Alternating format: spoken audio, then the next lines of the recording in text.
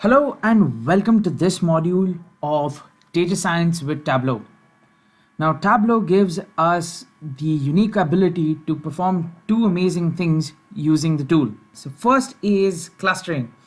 Essentially, clustering is an unsupervised learning algorithm.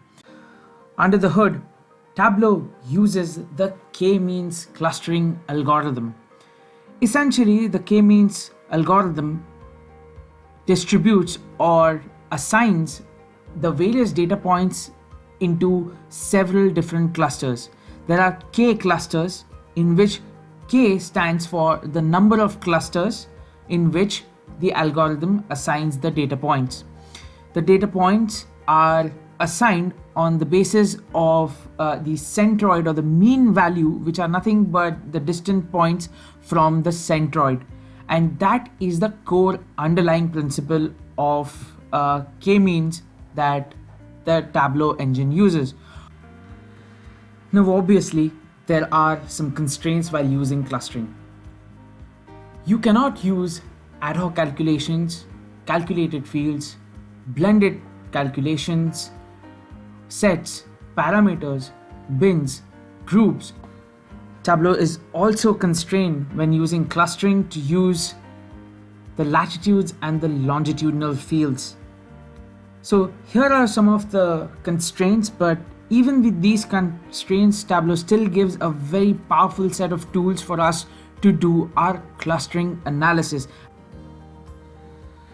Now, the second most useful tool with respect to data science that Tableau offers inbuilt is the forecasting option. Again, this option is available in the analytics pane while using the Tableau inbuilt functionality.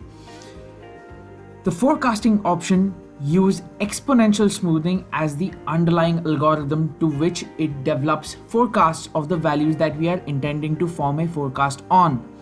Now, obviously, just like we saw in clustering, there are some constraints when dealing with forecasts in Tableau. The basics still remain the same, that you cannot use calculated fields, blended fields, parameters, dates, so on and so forth.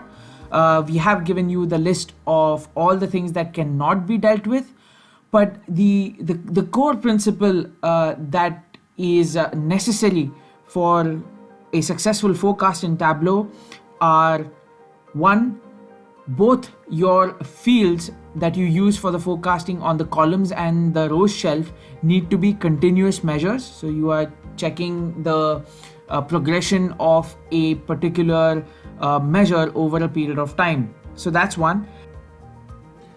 The other key requirement for a successful forecast is that you need at least 5 data points in order to get your forecast that you are looking for in the future values. We'll be taking a look at some examples and illustrate what that actually means. So that was a quick introduction to the theory behind clustering and forecasting, and hopefully it gives you a little context on what we are going to be using in Tableau. Thank you.